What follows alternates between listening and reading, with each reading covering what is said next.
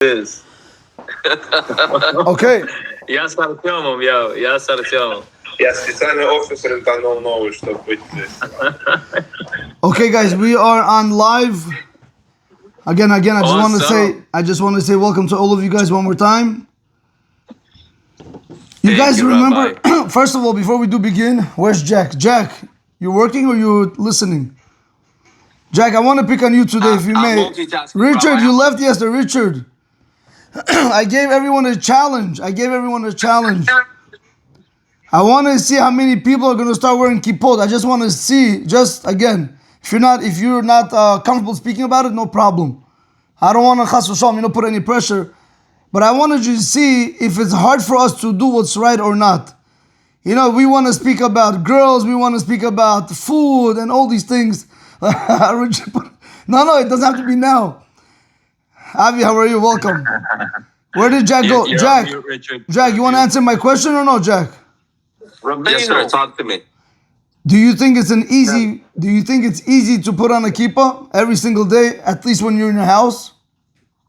In the house, I don't think that's the challenge. I think it's more of a challenge when you're out in public or when you're walking into places that are like non-kosher, for example, or into other establishments where they might look at you as you don't fit in, if that makes sense. I hear. Ilya, welcome, Ilya. Let me put it to you like this. What is it? Do we feel that by doing what Hashem wants, we're losing out? I mean, if you had to walk right now with Lev Levi, for example, or Donald Trump, would you feel embarrassed if we would tell you put on a kippah? No, I wouldn't feel embarrassed. So how could it be that when it comes with Hashem, to it every day? Say it again. If I'm accustomed to it every day, then I am myself. But I wouldn't want to put on a kippah just to fit in, if that makes sense. Correct. You don't want to fit in, but a kippah will give you that sense of fear of God that will remind you, just like you just said now, I have a kippah, so I can't walk into the not kosher store. I have a kippah, so I can't do X, Y, and Z.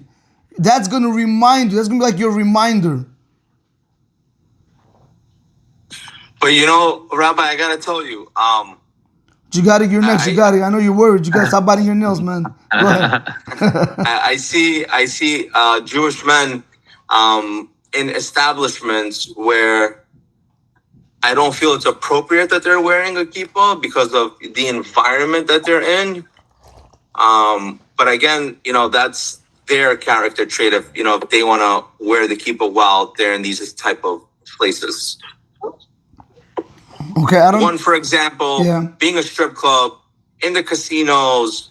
That's a very big problem. That's a very big problem. Yeah. Now we started yesterday with a question. I'm going to show you today. I'm going to share with you today something very powerful. Why is it that when it comes to doing mitzvot and following God's ways, it's hard for us? Like, let me ask you a question. Leo, I could pick on you, Leo Jacobs. Not a problem. That's what I do for a living. People pick up Leo. Leo defends people for a living. But I just want to I want to ask you like this, Leo. If chas v'shalom, I'm not speaking about anybody's wife, God forbid. But if a woman cheats on her husband, God forbid, is she doing something wrong? Of course. The act in and of itself is wrong, but there's a motivation behind that act, and that motivation may be because of what the man did. Man, you see, he's a lawyer. Right off the back, you see he's a lawyer, man. Or motivation, not motivation. You picked me. Yeah. Leo, let me ask you a question. I'm asking like this: is it wrong? That's all I'm asking right now. What is wrong, Rabbi? What is wrong? Did that lawyer just point? Did he just go to both sides of the trade, that guy? No matter what I do, if I instigate her, if I cheated first, then I don't, and I never. But what I'm saying is, if someone does something that's not the right thing, it's wrong, regardless of why they did it, right? Correct. No, I don't agree with that. Okay. Let me hear, Leo. Let me hear why. There's a consequence to every action. A very simple one is when you ignore your wife. The ignorance that you cause, the ignorance that you give to her, which is something you give. You can give positive emotion, you can give negative emotion.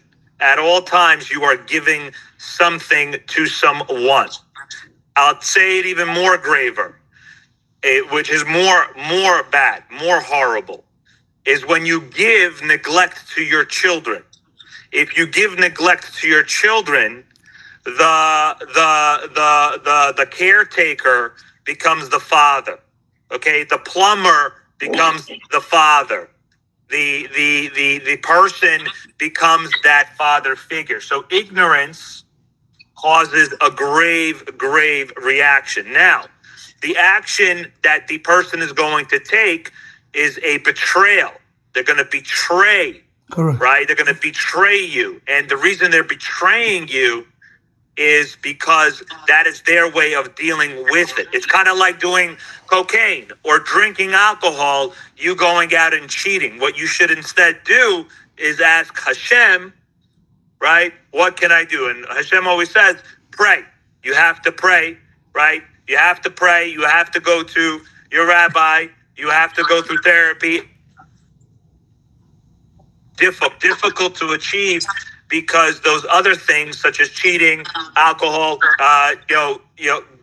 getting in trouble, speeding down the highway, they're very difficult, Rabbi. And it's a tough question, but it is when you give negative actions to someone, that's what they're going to do, Rabbi. That's my answer. I disagree with Leo, but I love him very much. So I have an objection, Leo. I have an objection. If I get upset with somebody on the road, are you telling me right now, since he ticked me off, I'm allowed to run him over? No, since he ticked me off, I now have a choice. I have a set of decision-making processes that I can go through. I could either run him over. I could either. But that's going to cost you, Rich, Leo. You're going to have to face the consequences. You agree? Bottom line is you're going to have to face the consequences. Well, the I'm sorry. consequence. Can I say something? Of course. Leo. Yes. Leo, I have a friend who Jack knows of, but he doesn't know him personally. I have a friend who had a fight over a parking spot, and they wouldn't let him, and he ran the girl over. Wanted the parking spot, got so incensed, ran over her foot, and he did 1 year in jail for that consequence. Goodness. I know the guy. No one says that. No. So my point prior was we have to have more control, us men. We have to have more understanding. And we have to take a pause if we can when we get very, very upset, no matter who caused the situation. Because sometimes I think that just because you don't respond, that doesn't make it that you're weak. It makes it that you're trying to sort it out to give Hashem. Because what you want to do is you want to respond in a measured action. The rabbi's point was very good. He said if someone cuts you off and then you get out of the car and you beat him up or you take a gun and you shoot him, then that's not the right reaction for that. Maybe what I'm saying is it is obvious, right? It is obvious that you should use reasoned judgment. I'm not talking for the people that are using reasoned judgment. I'm talking about the people that don't use reasoned judgment. The rabbi began from saying, not someone did something nice to me. He began with someone did something bad to me. And I think all I ask, if a woman cheats on her husband, is she doing something wrong? That's all I ask. Right. So what he's saying, what the rabbi is saying is, right, you have a set of choices of how to react, right? You have a set of choices of how to react. And I said there's negative emotions that the husband, has provided to the wife, or the wife one is thing has crazy. nothing to do with the other. Wait, Leo. I said when he said the wife cheated on the husband. What are you guys arguing about? I don't get it. No, I'm sorry. Rabbi, No, if a woman cheats, I don't know. If a woman cheats, No matter what the cause, I say he did the wrong thing. Right. Of course. So Leo, so it's not question. correct. It's not that if somebody, you're right. There could be consequences. The husband could have caused it, or he could have neglected her. You're right. No. The cause. One second. Hold on. Can I add something? Very simple, guys. Very simple. If a woman cheats because of neglect, or if the husband is cheating left and right, her job is to go and get a get and then do whatever she wants to do. Okay, I'm not gonna get into all this right now. All I want to bring out a point. Am I wrong? No, it's not about being wrong or right. It's not, it's not a straight answer. All I want to try to bring out that we feel that if a woman chas v'shalom cheats on their husband, we feel it's wrong. Whether the husband neglected her, whether he did not neglect her, the answer is it's wrong, because you're not allowed to cheat on your other spouse. That's the bottom line. Now, if we could understand that is wrong, we have to also understand, cheating on Hashem, when we go against Hashem, when we don't do what He asks of us, we're also cheating against Him. That's one of the things that we ask Hashem to forgive us, that we rebel against Him. And Hashem doesn't do anything to chas v'shalom, to make your lives miserable. Like I know people that at one point were religious. Eventually, when they get divorced, they say, "Oh God, why did He do this to me?" And now they all become non-religious, which is a problem, because you're not looking at what Hashem blessed you with. I mean, you caused your own downfall. You got divorced, and now you're blessing. Now you're blaming God. It doesn't work like that. You guys are with me? All I'm just trying to bring out a point is pain. Okay, but you can't. You have to understand. If we could understand that it's wrong for spouses to cheat on one another, we should also understand it's wrong to cheat on Hashem. That's what I'm trying to bring out. That's the point I'm trying to bring out. There's no other way to actually see it. And I want to tell you why it's so hard for us to serve God. And I'm gonna go with that example that we started yesterday. I'm gonna ask the question again. Leo, yesterday we have a few lawyers over here. Let's see how you guys think. Yesterday we asked a question. They played a raffle game of $1 million. Every ticket was $100. One guy put in the raffle 10 tickets, which ran him $1,000. In a week when the drawing happened, that guy's name came out. However, came the secretary and said, 1 second, wait. His credit card did not go through. That means he never paid for his tickets. The question now is he owed that $1 million that he won or not? It depends. This guy's the best, Leo. Leo, if I ever get in trouble, I want you to represent me. Jack, this guy Leo is fantastic. No, so Richard, he represented my father, Richard. So he does the job, but you got to make sure you pay up after. My apologies, Richard. I'm sorry if I cut you off earlier, or anyone else. Now he's afraid of Leo. Now he finds out that you're a lawyer. Now he's going to be a little bit careful. Don't worry, Avi, he's one of us. About lawyers. I like lawyers. They're just tough to do business with. So, Albert, thank you for your response earlier. I like that, what you said. So if anybody wants to give me an answer, is he owed that $1 million or not? No, Ephraim, why not? he wasn't a participant. His credit card didn't go through. Well, it's his fault he gave you the credit just because your secretary didn't do the job. Mazal. Anybody else? Leo, what do you say? I would say if the credit card, why didn't it go through is important. Maybe there was a 3 instead of a 6. So maybe, Why did the wife cheat? I don't care why she cheated. If There's no she reason. cheats, she's out. By Torah law. Why are you interested? Why are you interested in why the credit card went out? So I tell you like this. Maybe it was an honest mistake. Well, Cheating is not an honest mistake. There's a reason. So you're asking why. So It's all right. it's not so partial. It's not so partial. It's not so simple. But I'm asking right now with this case, Israel, welcome. What do you guys say? Anybody else has any other opinion if he's owed the $1 million? I don't know if he's owed or not, but I feel like for some reason it's the lady's fault who was taking the payment that didn't verify that the payment went through. But I still feel like he's eligible for that money. Okay. Because in all reality... Well, wait. What if the guy's a shyster? And what if he did it? No. He really the guy is a really nice guy. He went out of his way. He gave $1,000. I feel like the lady who was processing the payment wasn't paying attention, and in the event, maybe sometimes you get a fraud protection code. He forgot to authorize it, but I still feel like he's eligible for the money. I think the Leo Jacobs' point, it depends on the terms and conditions of the raffle. Leo? Okay, yeah. So something like this. So you know how they say, the rabbi said, he said a beautiful thing. He says, listen, you can't take the money away from him. You guys listening with me? Solomon, you with me? With you. You can't take the money away from him. That's number one, because really he played the lottery. He gave you the $1,000. He gave. The problem is your secretary messed up. But at the same time, the payment didn't go through. So the rabbi said, you know what you're going to do? You're going to go and ask the guy. You're going to tell him, listen, your payment declined. Can we reprocess your payment? If he says yes, you give him you tell him you won the lottery. If he says no, why should you didn't go through, it's your problem. Then you're not going to tell him anything about the lottery, and you're going to do a new pick. You're going to draw again for somebody else. You're going to draw for somebody else? Again, yes, again. Because don't tell him. Yeah. Draw again a second time. So Ephraim, what happened? So they called the guy on the phone. His wife picks up the phone. And they say, can we speak to so-and-so? He gets on the phone, and they ask him, listen, Mr. So-and-so, I just want to inform you that the payment that you gave us with your credit card, it didn't go through. Do you want to go again with the process?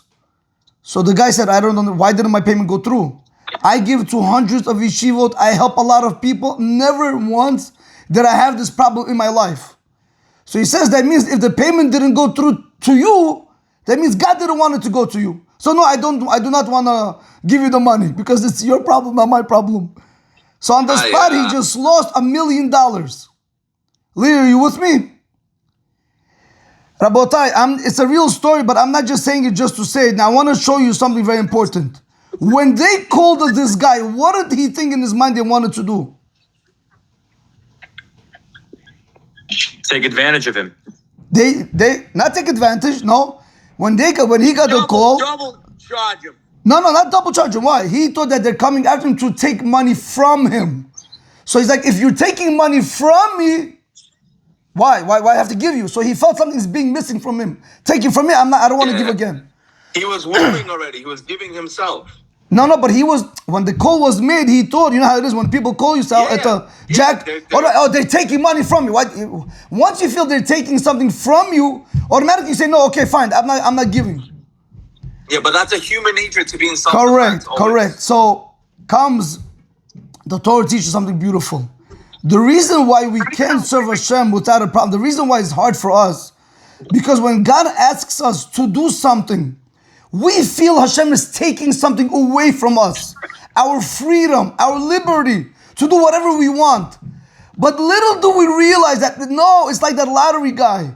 He's really wanting to grant you $1 million reward, $100 billion payment, a check is coming in your bank account. But you say, no, I feel you're taking from me. But you understand, but how much more of the reward you are losing. That's why it's very important. Whenever it comes to mitzvot and Torah, you have to put Hashem first. You don't put Hashem first, you're thinking Hashem is taking from you. Little do you know, He's giving you a lot and you're declining it.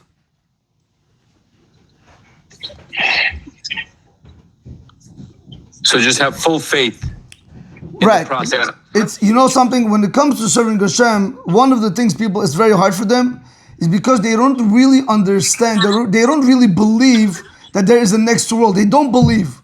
They don't believe they're going to die one day. But we know that's not true. The Chazal tells a person is born, he dies. An animal is born, he gets slaughtered, right? There's always an end to everything. And you have to ask yourself that one question. Listen, is it worth for me to live in this world 120 years, let's say, and to not know my purpose for what I came down here? Let me ask you guys a simple question. Somebody has to answer. Maybe Jeff, if you want to answer, you're next, Jeff. If you have 1% chance that there's poison in the water, are you drinking it? 1% chance that water might kill you, are you drinking it? No. There's a 99%, I'll tell you it's really 100, but there's a 99% chance that there's Olam Haba, and still we're doubting it. Excellent set. Beautiful. You guys understand? That Rabbi, you're Rabbi, starting to do You better, know Rabbi. why? You know what Rabbi, unreal thing that is? I started to tell do you good. Because Richard, what you you're still don't know the referring Rabbi, to- Richard. what you're referring to, the 99% chance of all of my buy is not something that we can actually physically see in this world. It's something for the next world. Correct. That 1% chance of you dying, that means I'll drop dead right here, right now. Beautiful. So Beautiful, that's the difference, in my opinion. no problem. Yeah, fact that it's unless something you that's need in to another get a life. life insurance policy from me before you go, so that your children and wife are secured.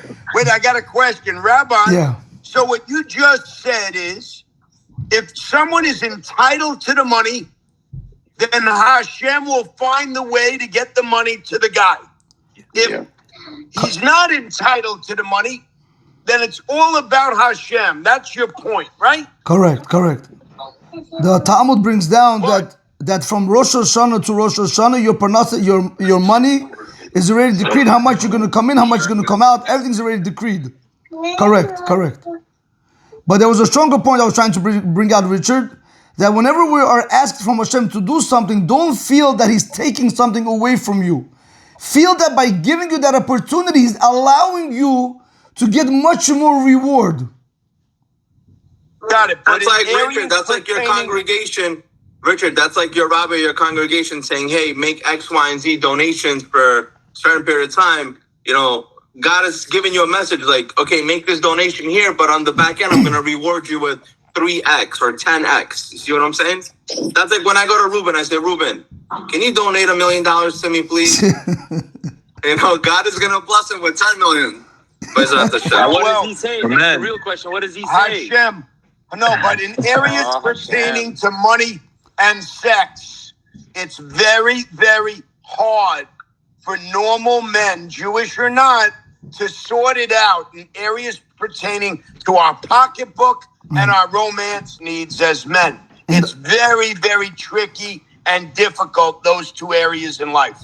Correct. That's why you have to. That's why the Torah goes out of its way to make a lot of boundaries. How we should not be next to other women. We shouldn't speak to them too much. We shouldn't wink at them. We shouldn't look at them. We shouldn't smell them.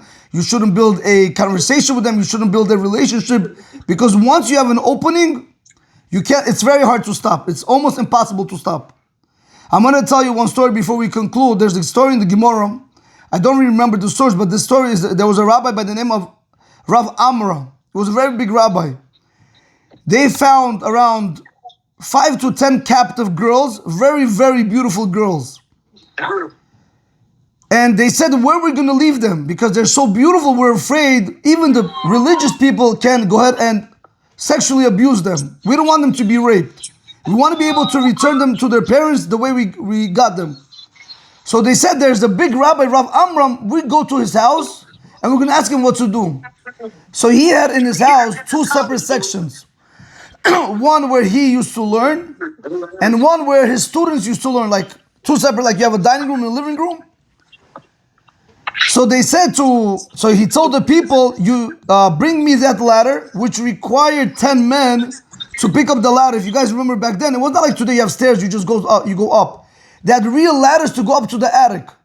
He said, bring me those 10 girls, put them into my attic, and remove this ladder, bring it downstairs. Put it back flat on the floor. So I know that nobody's going to go up there and, God forbid, sleep with them. In the middle... Sorry, guys, I got to roll. Bye, everybody. I'll see you, Richard. See you, Richard. I'll see you, Richard. In the middle of the night, while he was learning Torah, the Satan, the evil inclination, he made him just look towards his left, and he made like a light, which blinded him, but which was no light. It was really her hair. It was her blonde hair. What ended up happening when he saw the blonde hair? The evil inclination took over him. He had this desire to go to her and sin with her. Now, Rabotai, I'm not speaking about a regular person, me and you. I'm speaking about a Tana in the Gemara that's able to revive the dead. By them, God was number one. Which rabbi was this rabbi? Rav Amra. We called him Nura de Amra. Nura de Amra. I'm going to explain to you right now what happened. How far are we? 10 minutes, 8 minutes. In the middle of the learning, he gets up, he couldn't, because the fire, once it's burning inside, it's burning inside. He picked up the ladder, which required 10 strong young men to pick up the ladder and put it down. He himself, a guy who's in his 80s, picked up the ladder himself, put it on the attic, and he started climbing to the attic to go sin with her.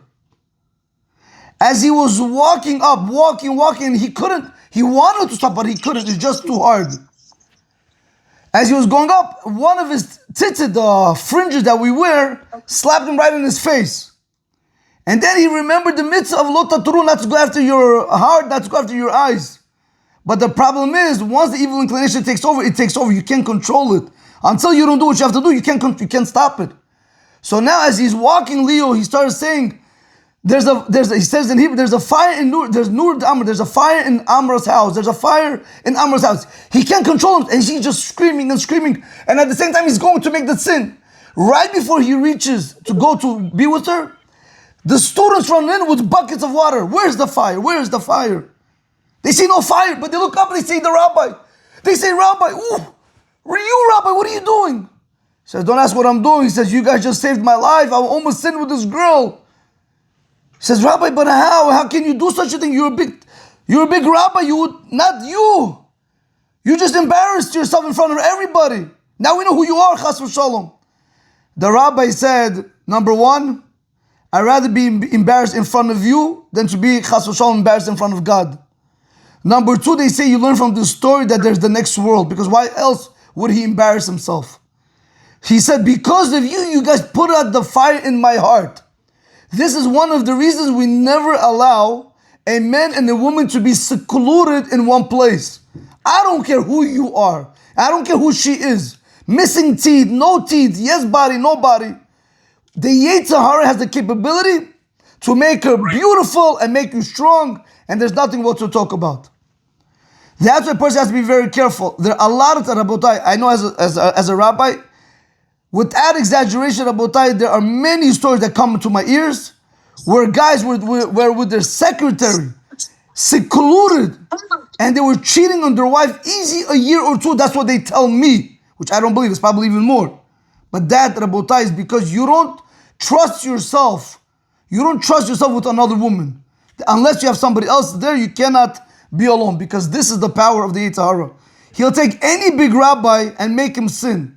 Don't matter who you are. That's why you have to make fences.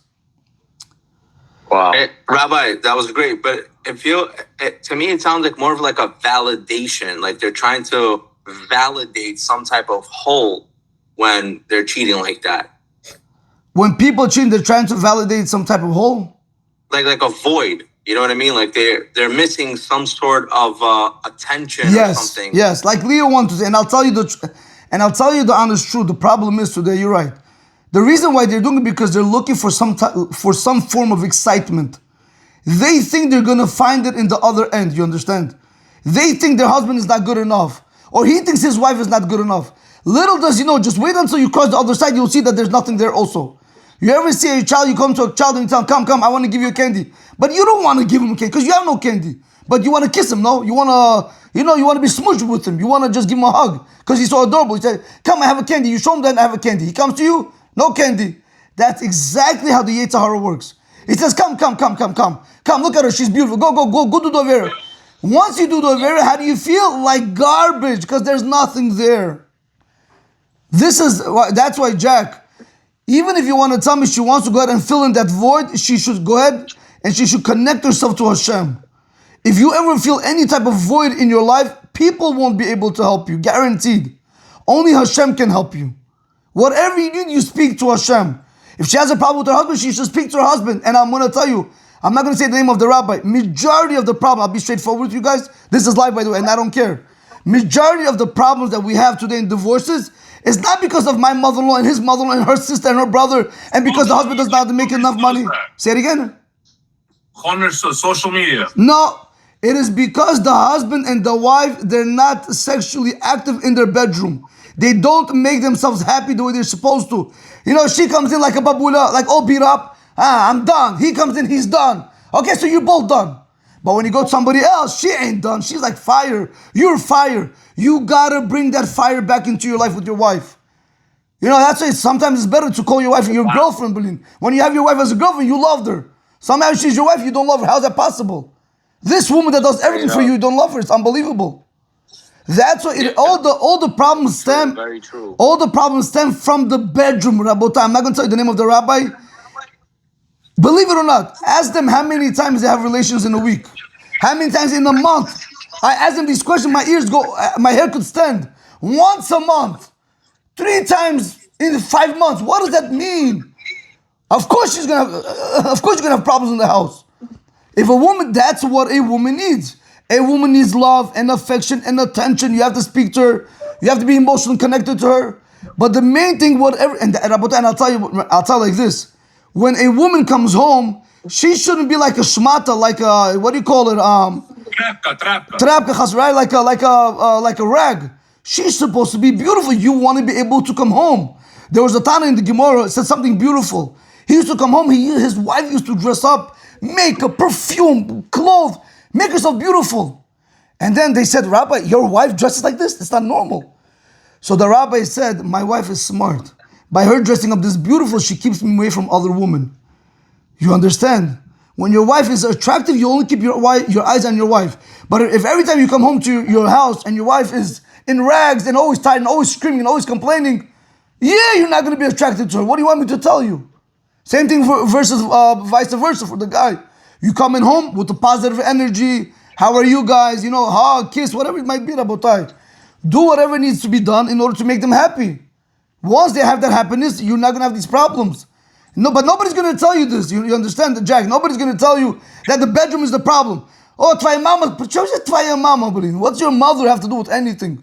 If anything, you should be grateful for the in-laws that they brought your wife to the world. Look at the good side. Rabbi, I think next lecture we should do Shalom Bayit or something, no? Shalom Bayit, man. I hope they're not going to egg my house, yo. Shalom Bayit. I'm going to Ilya's house. 3:30. Ruben, tomorrow 3 o'clock.